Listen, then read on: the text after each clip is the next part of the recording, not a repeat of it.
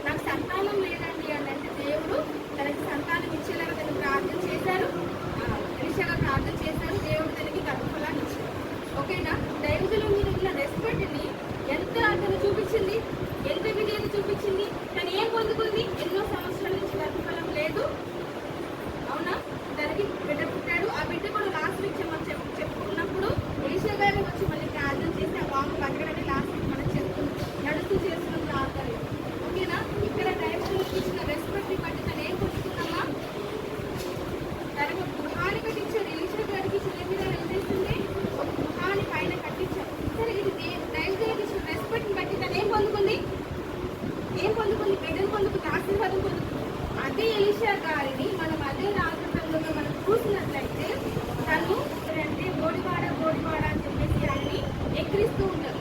ఎంత దూరం మన ప్రయాణం చేస్తూ ఉంటుంటే అంత దూరం కూడా ఆయన్ని కామెంట్ చేస్తున్నారు పాస్టర్ గారిని. అవునా, పాస్టర్ గారిగా తెలిసిన గారు పాస్టర్ గారిని కామెంట్ చేస్తూ ఉంటే ఆయనకి బాధేసింది. అలా అనడం వల్ల బాధేసింది, కోపం వచ్చింది.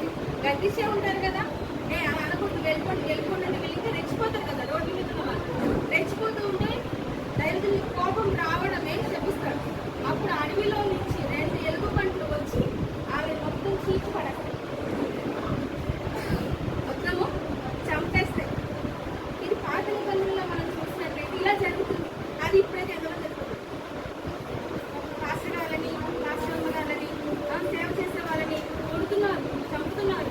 వాళ్ళని ఇంకెలా జరుగుతుంది? దేవుడు కొట్టివేశారు కాబట్టి అందరూ సేఫ్గా ఉంటున్నారు. దైవజనుడిని ఎక్కేస్తే ఏం జరిగింది? పిల్లలకి ఏం చంపేసింది వచ్చి ఎలుగు బండి వచ్చి చీల్చేసింది. ఎవరిని ఎగతలి చూడడం వల్ల? ఎలీషా గారు దైవజనుడిని. అవునా, దైవజనుడు మనం అస్సలు ఎగతాళి చేయకూడదు. అది ఎంతో రెస్పెక్ట్ ఇచ్చింది. ఏం జరిగింది? వీళ్ళకేం జరిగింది? ఎలుగుబంటి వచ్చి చీల్చేసింది. సరే, అదే విషయంలో మనం చూసుకున్నట్లయితే మనం సమయంలో మొదటి అధ్యాయం మనము వినాలి. నేను చెప్పేది వినండి, మీకు కుదిరితే రాసుకోండి. సమయంలో మొదటి 1వ సమయంలో మనం చూసినట్లయితే దావీదు గారికి సౌలు గారు చాలాసార్లు దొరుకుతారు. అవునా కదా? దావీదు గారిని చంపాలని సౌలు చూస్తున్నప్పుడు దావీదు గారికి సౌలు చాలాసార్లు దొరికినప్పుడు దావీదు గారు ఏమంటారు? దేవుడు అభిషేకించిన వారిని మనము చంపకూడదు, దేవుడు అభిషేకించిన వారిని మనము ఏమి చేయకూడదు. అవునా కాదా? లేదా? వీళ్ళేం చేశారు? ఎగతాళి చేశారు, ఏడిపించారు, ఆయన ఆకారాన్ని అవమానించారు. అవునా, కొంతమంది అంటారు షార్ట్గా ఉండాలని గొప్పటి వాడని, లాగా ఉండాలని పెద్దవాడని, బక్కగా ఉండే బక్కవాడని, ఇలాంటి కామెంట్లు పిల్లలు చేస్తారు. ఎక్కువ జరిగింది అక్కడ. ఏం జరిగింది? ఇవ్వకపోతే ఏం జరిగింది? దావీదు గారు పాత నిబంధనలను ఏం చెప్పారు? దేవుడు అభిషేకించిన వారిని మనము చంపకూడదు, ఏం అనకూడదు. ఎందుకు? ఒకవేళ వాళ్ళు ఇన్కేస్ వాళ్ళలో లోపాలు ఉంటే, వాళ్ళలో ఇంకేదైనా ప్రాబ్లం ఉంటే, ఒకవేళ మీకు తెలిసినా సరే మీరేం మాట్లాడగలరు? తీర్పు తీర్చేవారు దేవుడు మాత్రమే తీర్పు తీర్చాలి. మనము తీర్పు తీర్చడానికి మనము అర్హులకు కాదు. ఒకవేళ ఎవరి మీదైనా సరే మనకి ఇన్కేస్ తెలిసినా సరే మనం ఎవరిని కూడా అనకూడదు. కింద పెట్టి ఇలా పెట్టి పెద్దవాళ్ళు ఏమంటారు? కోర్టుకి చూస్తే ముందు సరే తర్వాత వెళ్తున్నాను అంటారు. అవునా కదా? ఇక్కడ చూడండి, మీకు క్లియర్గా మనకి ఇక్కడ యేసయ్య ఒక రోజు వ్యభిచారం చేస్తున్న అమ్మాయిని రాళ్ళతో కొడుతుంటే ఏం చేశారు? రాళ్ళతో కొడుతుంటే మీలో ఎవరైతే పాపము చెయ్యదో ముందు మీరు వేయండి రాయి. యేసయ్య ఏం చెప్పారు? మీలో ఎవరైతే పాపము చేయకుండా ఉంటారో ముందు ఆ అమ్మాయి మీద మీరు రాళ్ళు వేయండి, పడేసి వెళ్ళిపోతారు. మీలో ఎవరు పాపం అందుకని దేవుడు చెప్ప తీర్పు తీర్చకూడదు. నువ్వు తీర్పు తీర్చావంటే ముందు నువ్వు చూసుకో. ఎవరు చేయాలి తీర్పు? దేవుడు ఇస్తాడు తీర్పు. వాళ్ళకి ఎవరికైనా సరే తీర్పులో మనం నిలబడతాం అని అంటారు. మాస్టర్ గారులైనా సరే, ఎవరైనా పేరులో ఉన్న వాళ్ళు ఎవరైనా సరే వాళ్ళు ఎక్కువ బాధ పెట్టి తీర్పు చేసినట్లయితే తీర్పు రోజు నిలబడతాం నువ్వు నేను అని అనుకుంటారు తప్ప ఎవరు కూడా ఒక మాట అనుకుంటారు. యేసయ్య అన్నారు, వ్యభిచారం చేసిన అమ్మాయిని ఏమన్నారు? నువ్వు నిజంగా ఎవరైనా సరే తప్పు చేయకపోతే అప్పుడు నువ్వు ఆన్లైన్ ఫస్ట్. అవునా? సరే, ఇప్పుడు మనం అంతా చూసుకున్నాం. మొదట బాగా దైవజనుడికి మనం అంత ఇంపార్టెన్స్ ఇస్తున్నాం కదా. అదే యేసయ్య ఉంటే, యేసయ్య మన ఇంటికి వస్తే, యేసయ్య మనతో ఉంటే ఇంకెలా ఉంటుంది? యేసయ్య కూడా పర్మిషన్ లేకుండా మనతో రాడు తెలుసా? పర్మిషన్ లేకుండా మన ఇంటికి రాడు. గ్రంథంలో తీయండి సారి. నేను తలుపు దగ్గర నుండి ఏం చేస్తున్నాను? తడుచున్నాను. నువ్వు పర్మిషన్ ఇస్తేనే ఏసీ నీ హృదయంలోకి వస్తాడు. నువ్వు ఇష్టపడితేనే ఏసీ నీ దగ్గరకు వస్తాడు. ఏసీ కావాలి కదా? ఎంతమంది కావాలి? కావాలి కదా? ఏసీ పర్మిషన్ అడుగుతున్నాడు. నీ హార్ట్ దగ్గరకు వచ్చి నేను అడుగుతున్నాను, నువ్వు ఓపెన్ చేస్తే నీ హార్ట్లోకి నేను వస్తాను. సరే, దేవుని మందసము ఉంటేనే వాళ్ళ కుటుంబాలు, ఒబేదేదు కుటుంబము దేవుని మందసం ఉంటే ఎంతో ఆశీర్వదింపబడింది. తను ఆశీర్వదింపబడిన విధానాన్ని చూసి దావీదు గారు తీసుకెళ్లారు మందసాన్ని. దేవుని మందసం ఏమోనని చెప్పుకున్నామా?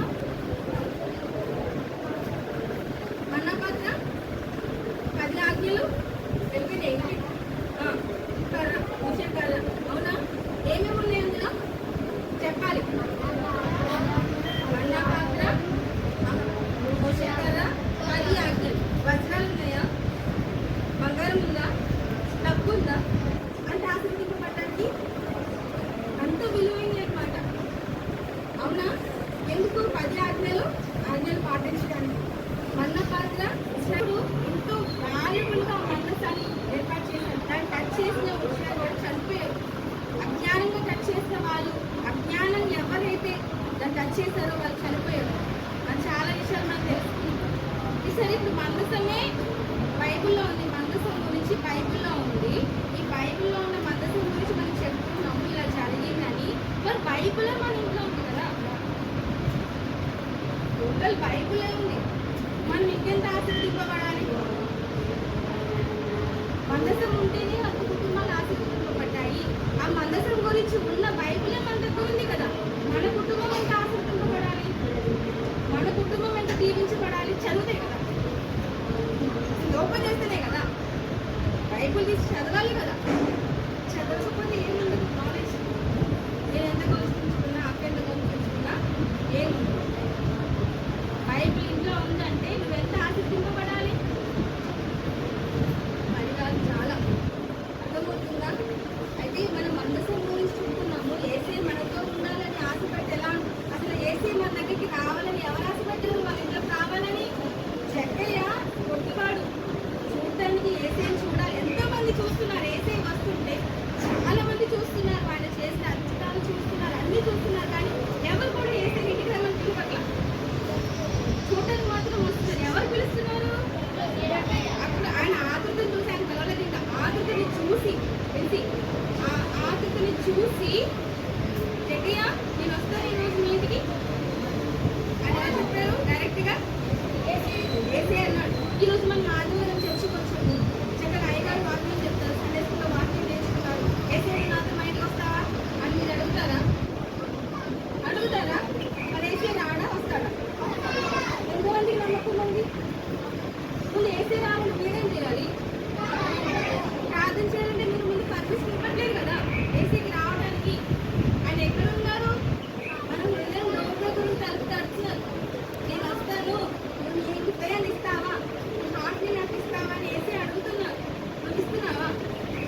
లేదేసీ నేను పోగో చూడాలేసీ, లేదేసీ నేను కార్టూన్ చూడాలేసీ, నేను క్రికెట్ చూడాలేసీ, సినిమా చూడాలేసీ, నువ్వు వస్తే ఎవరేసీ కానీ నేను ఎలా చూడలేసీ అని. మందసం ఉంటేనే మనం ఓపిక కుటుంబం ఆశీర్వదింపబడినప్పుడు ఆ మందసం గురించి తెలిసిన తర్వాత మందసం గురించి తెలిసిన విషయాలన్నీ కూడా మనం బైబిల్లో ఉన్నప్పుడు ఈ బైబిల్లో ఒక్కొక్కరికి ఇంట్లో ప్రతి ఒక్కరికి ఉంది నాకు తెలిసి. వాళ్ళంతా ఆశీర్వదింపబడాలి. మీరు ముందు ఓపెన్ చేసి చక్కగా చదువుకోవాలి, దేవునితో మాట్లాడాలి. దేవుని విషయాలు మనకి ఇంకా ఏం చెప్పాలనుకుంటున్నారు? ప్రార్థన అంటే ఏం చెప్తున్నాం మనం? ప్రార్థన అంటే ఏంటి? మనం మర్చిపోయారా? సరే ఒకసారి రిపీట్ చేస్తాను. ఏం జరిగింది? వెళ్తున్నారు. మనం వెళ్తున్నాం. మన కాపర్ వెంట